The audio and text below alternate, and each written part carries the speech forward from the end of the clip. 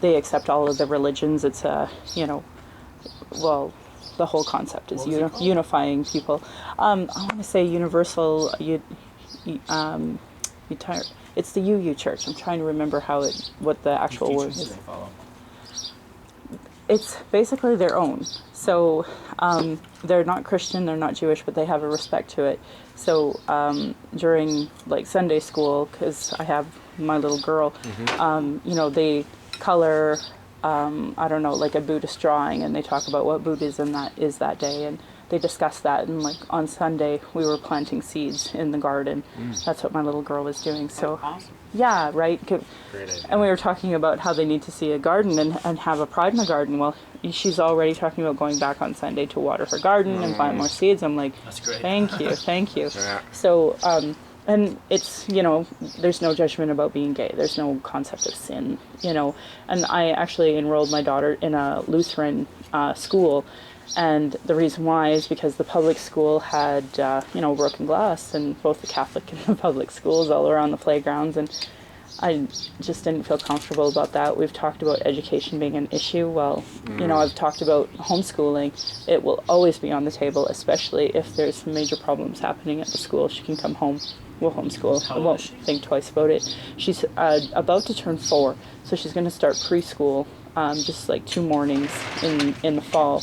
So, like I said to my husband, we need counterbalance to that. He likes to, read a lot of Buddhist philosophies. He wouldn't, say I am a Buddhist, but that's what he's always been into. So, by default, I've read a lot of the same influences.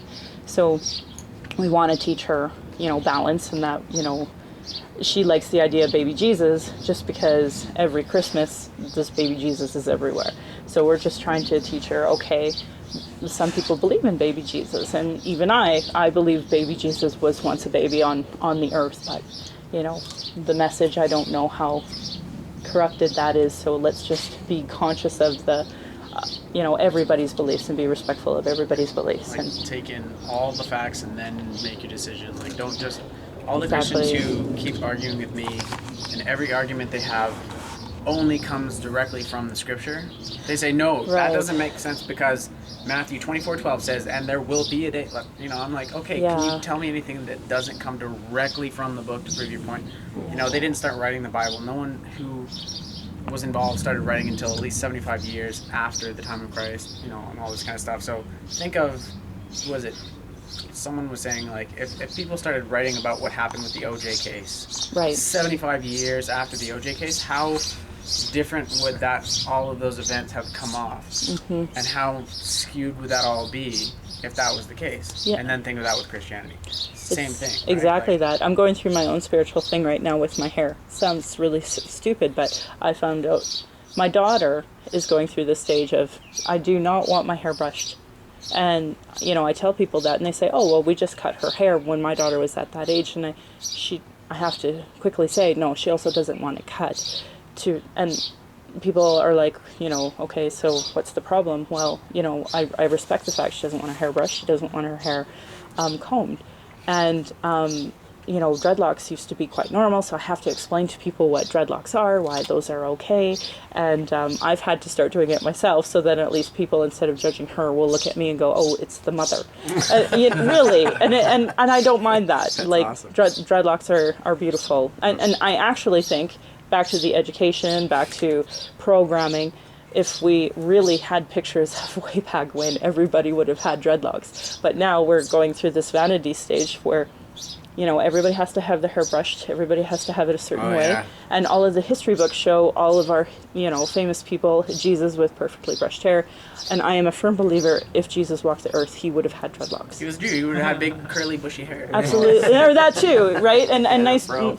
So, I just, we just need to start thinking outside the box, and that's, where I'm coming from here with my daughter, having a spiritual journey over dreadlocks and not using a comb. It's unbelievable, in our society, trying to, explain the concept of vanity. The Buddhist monks, they used to have dreadlocks before they shaved their heads for the same reason. It was just a vanity issue, spiritual growth, I guess, for them. So interesting how our world has has changed our perception.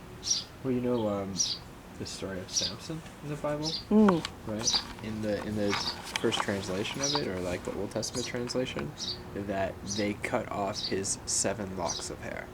Like that's like the exact number. It's like 7 locks of hair. And if you look at, I personally had dreadlocks for a while. I could see how I saw my dreadlocks as a symbol of my power, and like having them cut off. If someone cut them off, it would like cut off my confidence, my power. Right. So, and then even sections of the Bible say like, "Thou shalt not cut the corner of thy beard or make bald of the head." Right. So there's all sorts of stuff to support even in like Christian biblical theology that like we weren't supposed to be combing or brushing our hair. We're supposed to be wild men. Yeah, right.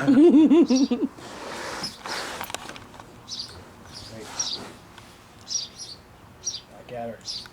Oh, there's a glass right in So front I'll of me. give you guys just a quick, this is just the official Evolver language that they gave out to us.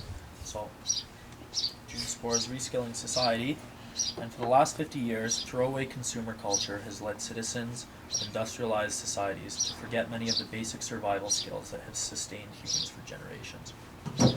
Today, the impending challenges of peak oil and climate change leave our communities susceptible to the shocks and instability of centrally distributed, hierarchical systems of support. Facing the prospect of a world with drastically reduced access to energy and material goods, a rising network of transition town advocates, urban homesteaders, permaculture activists, and do-it-yourself proponents are retraining communities to manage their own food, shelter, waste, transportation, health, clothing, and models of exchange. This month, Transition USA and the Evolver Social Movement will explore the pioneering organizations and individuals who are empowering us to build vibrant, resilient, and sustainable communities as part of the Great Reskilling. These 40-plus regional SPORE chapters will feature workshops teaching anything from sock darning to beekeeping, cycle maintenance to rooftop gardening, aquaponic systems to my phone's dead, and we'll finish the rest of that. Fair enough. So Yeah. that's basically where we're at. That's brilliant. Zeitgeist is that almost exactly what he just said. That's why I'm here. Yep. Because we're doing that exact same thing. We're getting ready to start all these different classes and having different experts come together and volunteer their own time, because no one's getting paid for any of this. Everyone benefits, and that's kind of the whole point. And I'm trying to think, how can we bring these two groups together, because we absolutely should. There's no point in running two whole groups with a lot of the same philosophy. And I fall in it because I'm kind of the way that the Zeitgeist movement is about making all this stuff happen, like making the big change in the world, and the Evolver is about the spirituality part, seeming like more. But I don't think we can fully have our spirituality without making that change. So we need to do both. Like, absolutely both are totally critical, and I don't see any reason why we shouldn't combine our efforts. Like, both movements have the exact same reasons for doing all the stuff that we're doing. And they complement each other too. And they do. And so many of the people in the Zeitgeist movement are very spiritual, and we've had this conversation, like, when people have come to the group and asked about spirituality, and we're like, well, we don't necessarily go one way or the other. We're not going to comment on that, because that's not what this is about. This is about making all these changes come about, and my explanation was so that we can be spiritual, so that we can be free to pursue higher avenues of thinking. But during the meeting, that's not what we're talking about, right? But it is about doing that so we can have the freedom to really reclaim the world that we've had, and have the time and have everything to be spiritual. So it's a spiritual crisis that we're in. Absolutely. And like you say, it's a spiritual crisis that has sort of led us to this experience, and it's also sort of a reevaluation of our spiritual values and just our beliefs in general that are going to help us actually make that step to creating the world that we want to live in. Like you say, it goes hand in hand. Like it can't be one or the other. So, absolutely, I think we should be linking up with everyone we possibly can. Agreed. So that's what it's about. It's networking. When I was sick and everything, I was by myself. And the reason that I'm healthy and more involved now is that I go out to things like this and I put myself out there and meet people. because everybody's interested in making a better world. And if we can get all of us together, it's like that. It happens. I want to make reference to what you were just saying about zeitgeist and like the spiritual sort of aspect. Albert Einstein made the comments. I read his book, The World as I See It, and he talked about the idea of religion. I guess on one hand, he was a Zionist Jew. On the other hand, he felt that there were three types of religions, and one was like the religion of fear, which is you do things because you're afraid of punishment. The religion of morale, you do things because you have this externalized idea of higher good that you're supposed to accord to. The third one is which he believed he was a part of, which was like a religion of cosmic essence, which is that his religion was doing what felt right for him. So his religious belief was to follow his passion, which was science and Judaism. But that was the language by which he explained his relationship with the divine, while his real religion was following his passion. And, you know, like for a lot of those guys in the Zeitgeist movement, I don't know all of them, but I imagine that they're doing this because it's their passion. And you guys are doing this because it's your passion, right? Or it complements your passion. You know, I heard a quote that, I'll butcher it, but basically the idea was, you know, the world doesn't need people who are, you know, running around putting out fires trying to save the world. The world needs people who've come alive. The world needs people who are pursuing their passions at the highest level, because your highest level of passion, you know, you can attain a certain level of passion by, let's say, mountain biking, but then you gain another level to that by teaching people how to mountain bike, by teaching children, by teaching you know, other people, because now you're giving. Now it's not just about yourself. So it's like taking your passion to the highest level, and you know, that's what we need, because it's so infectious to see people who are doing what they love to do. I mean, it's amazing to see those people who are really living their dream. It's like, oh wow, Gives other people permission to start. yeah, it's like, wow, that's a crazy thing to do, and I could do it too. Well, I could do it too. Like the biggest difference that I see in what people are doing, and there's different levels of happiness, and what I consider happiness is fulfillment, right? Knowing that I'm doing what's right, and knowing that I've accomplished something, that my life actually means something, being fulfilled and having that inner peace and knowledge. Where there's a lot of people who consider happiness as gratification, like doing things that they want to because at the moment they want to, like it'll make them happy for the moment, that's happiness to them. I'm like, well, it may make you happy at the moment, but it's not going to fill you up at the end, right? You're not going to be able to look back on your life and say, like, I had a lot of, you know, cycling trips that made me very happy. You're going to say, well, I had a lot of biking, but I didn't really, no one's going to remember me because I didn't really contribute anything. When you leave this world, you're going to want to know that you did something to help the people that are left, that are still around, and so that's the happiness that I'm going for. A deeper, it's a lot harder work, but at the end of the day, you know that you did the right thing. Why don't we start with like a brainstorming session where everybody just kind of lists off people you know that could be things. Really could be interested in coming to talk. Just sort of before we launch into that, I had kind of an idea, sort of as a framework. Like, there's kind of there's different ways to look at skills. There's like our material type skills, learning how to, you know, build a shelter type thing, and then there's also like the skills of empathy, or the skills of love. Like actually, like what are some actual skills that you can use to make yourself a more empathetic person, or to make yourself a more loving person. So we can sort of like attack it from both angles, because I think, you know, that sort of brings everything together. It brings, you know, the material and also sort of the spiritual, which I think are sort of key. So anyhow, with that. Yeah. So some of the stuff I'll share what we've kind of talked about and what we've come up with so far. We talked about parenting, all the things that people need to know about, like bisphenol A and what products to be giving the kids, about vaccinations, and all the real information out there about how to properly nurture your children, as opposed to what's being told from like the WHO, the World Health Organization, and all these higher ups, you know. So holistic parenting. I seriously could give a whole lecture on that. I'm dead serious. Is one of them. There were people who came and said, I want to know about this stuff because I know I've been told a lot of things and I found out a lot of the stuff is true. and I want to make sure I'm doing the right things for my kids. Another part is robotics, mechanism, like being able to figure out something that we need and create something that will do that, like a very specialty need, something in the garden that you need to water in a certain way or have pumping in a certain way or doing a certain thing. You need to know how to do the circuitry and make the technology that will do that. So we now have a lot of people that are mechanical and can train people how to make the things that they need to make when they need to make them. So general robotics are definitely involved in our future.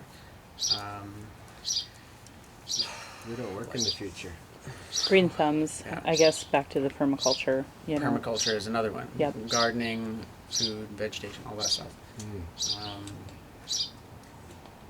Those are the things that jump to mind. I'll try to keep things in a little bit. But What about the survival that we were talking there about? was Yeah. survivals in there. Survival in the sense Somebody that, could give like a basic sewing lesson or something for You know, some buttons and something interesting, a girlfriend of mine from Ontario brought up, she's going to make a book, and what it is it's exactly for her area, the type of dandelions and such that are around her, and literally making dandelion tea that actually has more vitamin C than you can imagine, because, you know, in the future we may not be able to just buy vitamin C supplements anymore depending on what exactly happens. So if that's the case, you may want to know how to make, you know, dandelion tea So- that's has what nutrients in it. So her book is based on, you know, the bark around her, the roots around her, and what food you can survive on, and what, you know, minerals Local and such they plant have. knowledge. Yeah. So that kind of survivalist knowledge, I think, could.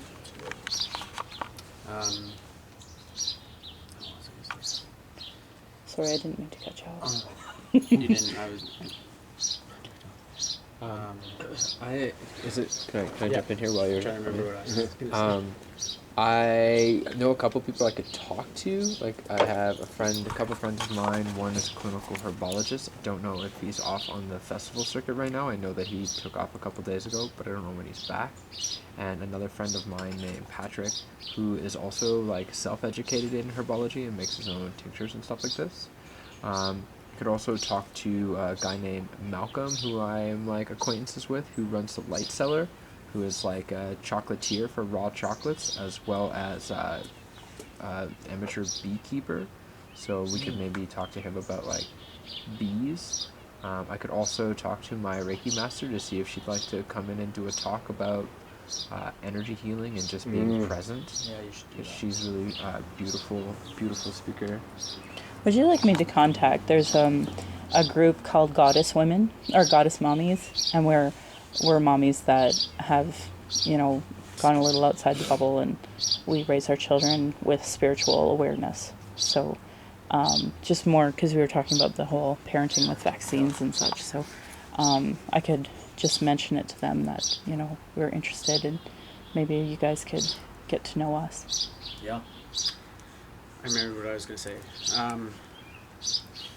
During a lot of our events, one thing I've questioned people about is, if we have all this knowledge out there, if we have libraries of information, and we have all these college professors who know all this stuff and are teaching higher level information at higher level schools, like, if there are, you know, people that can teach stuff at Harvard level education, and so they just simply get to know more than other people because they were able to afford it, what would the world be like if we took the best teachers and they made videos of their courses and put them online for free distribution of everything? Right? Like, education shouldn't just go to the people who can afford to be educated. If we put all the thinkers together, what would we have? In the same way, I think that we shouldn't be doing this in ways that, in a certain way, it's good to go out and teach classes, but I think we should make some kind of online library of people who are making videos and sharing this online so that people can tap into it whenever they want, watch the video as many times as they want, take as many notes as they want. You don't have to go and show up to the place and be in that little area, in that city, to get that information. Yeah, It should people be don't have the fully time. accessible worldwide for anyone who wants it. And anyone can make the videos and post them in. This is the child rearing section. This is the mechanical section. And just start making videos. Knowledge bank. A knowledge bank. Love it. Yeah, and also maybe a dedicated server that collects and downloads and saves all of these things onto a hard drive. Exactly. This would be really important. Well, they should just be downloadable as well. Yeah. And people would be able to keep their own, like, something happened and it got taken down or destroyed or hacked. There's lots of other people out there who would have downloaded all the videos and easily be recollected. Redundancy, is a weapon, sort of, right? Like, it's a way to keep from being, that knowledge from ever disappearing. The library burns down, there's lots of other people who have copied the books. Mm-hmm. So it can't be taken away. I could talk to Rita about meditation breathing techniques. Mm-hmm. That's a good one, yeah. She was the one that was at the September one. Yeah, absolutely. I could bring a couple of yoga instructors if you guys like to. Yeah, didn't we have somebody that was asking? Yeah, she can't actually come on Tuesday, so. What Yeah, what day is it? When is it? Have we Oh, that's set true. date? No, we haven't Yeah, I yet. guess we It haven't kind of decided depended on for sure. what we wanted to do with it and how big we wanted to make it. Gotcha. You know, if we're gonna do like an all-day thing, Mhm. then we were thinking about the Sunday, as opposed to like a couple hours on the Tuesday night. Yeah, absolutely. That'd be make a day of it. Really get I'm people swinging involved. a little bit more towards that, like just from the volume of ideas we've had here. Like, why not make this an extravaganza and have a bunch of workshops that people can sort of pick and choose from, and maybe we could set up at Princess Island again, set our dome up. They always get some attention, and just have little workshops set up for people to sort of go around to. We could have a schedule posted. If you want to learn how to do this, come down now. If you want to do this, come down whenever. Have a schedule posted, as well as if you could get some big whiteboards. Like I saw them do this at Entheos, like 3/4 of the way through Sunday. A little late, but like on the whiteboard, write down what's being taught at that time, so people don't have to go up and check the schedule. Like, Yeah, oh, so what's they- playing? What time is it? Yeah. That's a Very good nice. idea. So And you then could just can stand sort of there like and walk see. by and be like, oh, that's Yeah, like a that's big good idea. sign, like, oh, like, repairing your bike on the road with easy makeshift tools. You Yeah. wanna learn that. That'll help. What about? Do you guys know anybody that can do? I don't want to say like not that these aren't fun, but like just kind of more like hooping or poi or Yeah. things like that. I know someone that can do hooping. I just gotta talk to her about it. Yeah. That's good. That always sends out some good vibes and stuff. Her name's Cora, and she not only is like a premier hooper, but she also makes hoops too. So she could maybe give a rundown on a way to like making your own little hoops. Yeah. Oh yeah, So hooping. Cool. Wants a hoop or a hoop Yeah. for her, so. Yeah, she's just like a young girl, like independent, trying to make a bit of extra money on the side. She works at a cafe, making hoops, and it's her passion. So I'd love to put you guys. And that's in why on. these things are Sacred great geometry. for them coming, because then they can get some good PR out. Yeah. Exactly. That's a pretty good list. What else did they list on the talk for the language? Pardon me? On the language, what else did they mention? There was like, Bike repair, yoga, sock darning. If we pick a date, we can see if there's a speaker in town and talk to him. See if they'll come out. Housing, Yeah. shelter, the Christian sort of thing, right? Like how to build your place, like to shelter yourself.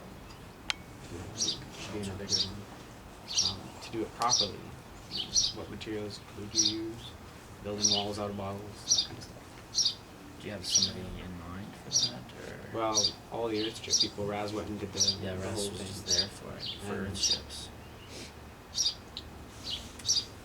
We had that speaker come the last one I was at. I'm just trying to remember his name. Brian. Ryan? Brian. Brian? Yeah, spoke about Earth ships. Right. Do you know somewhere that you mentioned a speaker, like where would we find if somebody is coming to Google. school? It's universal mind. Well, we'll keep It it, is. out there. It's It's Google putting is that God. energy out there, though. Yeah. We'll. So a speaker. I'll look for it. You'll look for it. Yeah, Everyone who here knows? will It look was for like- it. somebody Yeah, coming I'm on, trying to like, think if I know quantum anybody that's physics coming or- for sure. Yeah. Yeah. Or even if they're coming like for the Saturday and then they're still gonna be Bruce here. Lipton's going to be in Vancouver soon. Yeah. That'd be sweet. Nassim Haramein, you know him? Remember him? Yeah. Crossing the Event Horizon. He's doing a tour, and he's gonna be at Shambhala this year. Is he really? Yeah. No way. Well, on his tour it says Salmo on August 6th, so I'm guessing that's at Shambhala. probably. Because I don't see why he'd be like hanging out in Selma while everybody's in Shambhala. So yeah, that's crazy. So, really cool. Yeah, it all just depend on the date, right? Yeah. Who's going to be in town? I also think, like, I don't know if there's any stores type thing, like, I'm just throwing out an example, like, there's a lot of experts at, like, Mountain Equipment Co-op and, like, places like that, like, Government. you know, to think something along those lines. So like, what are you thinking? Like bike repair? We Yeah, could that's even great, put up actually. a poster. I bet you they'd let us. We could go around to lots of places. Yeah. Yoga studios, pick and choose, but try and get as many as you can, right? Yeah. The vermicomposting I put down too. There's a couple that does that. That might be interested in talking. You said you had something for beekeeping? Yeah, a guy named Malcolm, he runs the White Cellar. Okay. I could talk to him. I don't know him very well, but I could definitely make the contact and try to get him in line with you guys. Yeah, for sure. And if that doesn't work, I know my aunt's into beekeeping too, so. This guy's also like Captain Superfood, as far as I know. So he could just go in and have like a chat about superfoods, Nutrition even would be as well, awesome. and nutrition. Yeah. Yeah, actually, Yeah, that's a good point. nutrition would be Nutrition good. would be a really good one. Big I time. think it's key. So we have to kind of, I think, discuss a certain issue, which is that some of these people that we go to approach are going to say, well, I went to school for this and I get paid for this information. So the idea that I'm just going to give it out to free to as many people as can read it, is going to destroy me. We have to kind of know how to talk to them about this. Like, say, you're going to be getting just as much information from people. Like, this is an open source thing, and you're not just giving away. You're also getting back like all the other information that you can. How to approach these people and say, like, you're not just giving up your career and all your information because, hey, it's going down in like a year anyways, right? Yeah. Look at the world around you. I think Most people are I pretty think good those about people, that. Yeah, at least I agree. with the topics we're touching on, I mean, it's definitely a possibility. For There's sure. going to be a lot of people. And even if we I have teach yoga and I make money more off that. options of people that we can talk to as well, will help with that. I think anybody that in that moment, like, hey, I'd like to offer you this opportunity to like give back to your community. Would you be interested? No, I can't make any money off of that. Oh, I totally understand. Well, if you change your mind, just let me know. Yeah, there you go. Like, why would you waste your energies? Like, we have an infinite source, but at the same time, when you're doing combat with somebody over financial matters or like their perceived value, Yeah. that gets frantic and depleting really quickly. Yeah. So are we kind of leaning towards the Sunday then, so we can fit more of this I'm in? liking that. It'll give us time to really set up too, rather than like scrambling around for an hour and a half after work or an hour, and then sort of getting together for 2 hours, and then sort of being done. So I think That was the 17th? Maybe like 17th? 17th of August, July. July. Right. Okay, cool. August is our day of action. Day of action. Yeah. Nice.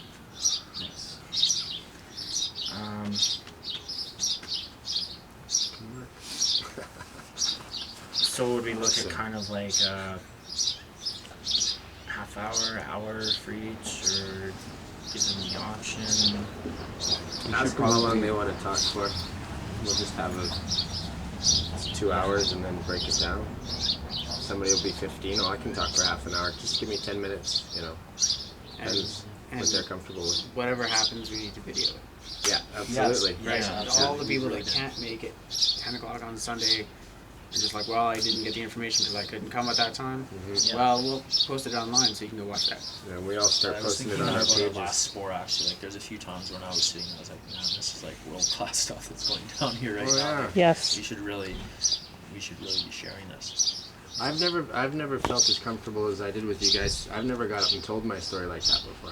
And that was just from what you guys created in that space, that I actually got up and felt okay with doing that.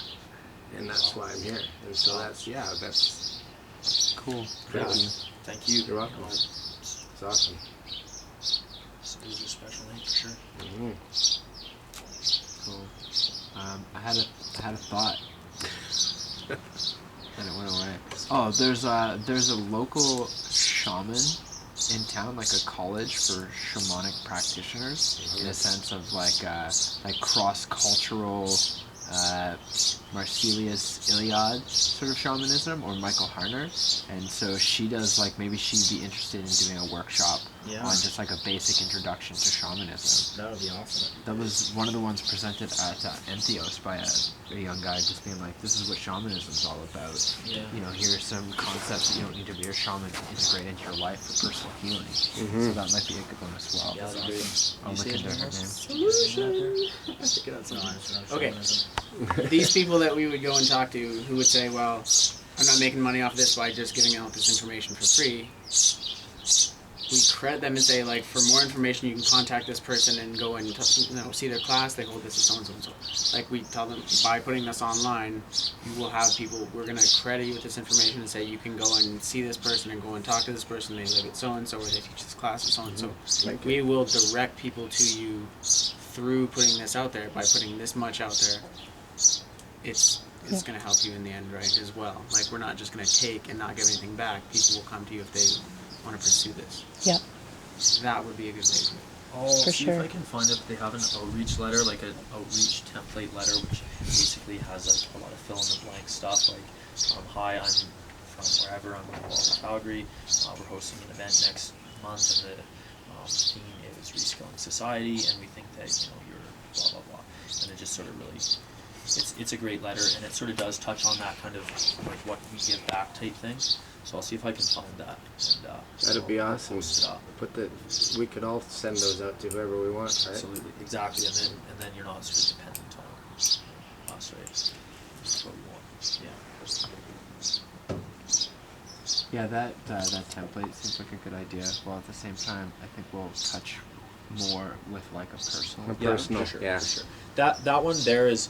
Yeah, you have to. It's better for you can definitely add your own little flair to it as well, but that's really great. The strength in that one is for like total cold calls. Like it comes across very very well, and it's for people who you have literally no contact with. If you have like a Explains what we're personal doing. contact with, then absolutely talk to them. That's definitely the best way to do it. But if there's some people like you say, there's this sign on the door here, and I don't know these people, but I think they'd be great. That's a great way to get into touch with them. So yeah, I'll see if I can find that. The other thing I wanted to mention was your idea about bringing in somebody who might be traveling in through out of town. It might be better to keep it pretty close to the chest. Okay. And I mean, like, it's cool to have somebody's like big name that can like get a crowd, but I mean, we're looking at Reskilling Society, right? Which means like the undergrowth. If I can get Wayne Dyer here, I'm bringing him. Okay, yeah. Like I wouldn't don't turn it down. debate it. Like, well, he's not very local. I should talk to David and see if him and Sequoia would come and talk. Yeah, it's publicity. Everybody really like that You one. can watch this online, and you can get what we're showing, but you can't really ask questions to the videos, right? You can go to the class if you're really, really interested in this. You can go and talk to the person and ask them the questions that you have and get direct interaction. So there's a lot to be gained on both sides. The people that are traveling through, anyone who doesn't know about them, now they'll know about them. It's publicity. And at the same It's time, no such thing as bad publicity, they always say, isn't How do you feel about something like a lecture on ayahuasca from somebody who has studied and practiced? should all be there. Why not? The thing is, like, you can take those opportunities to sort of like bridge the gap between people who would never go to an ayahuasca talk. It's not like the focal point, which is what's good about it, is it's not a big deal. It's not a huge deal for people. It's not like going to this drug talk. Or October. How about some people from the native community? Yeah, bringing in our local indigenous people. Yeah. Yeah, that's what I just said about.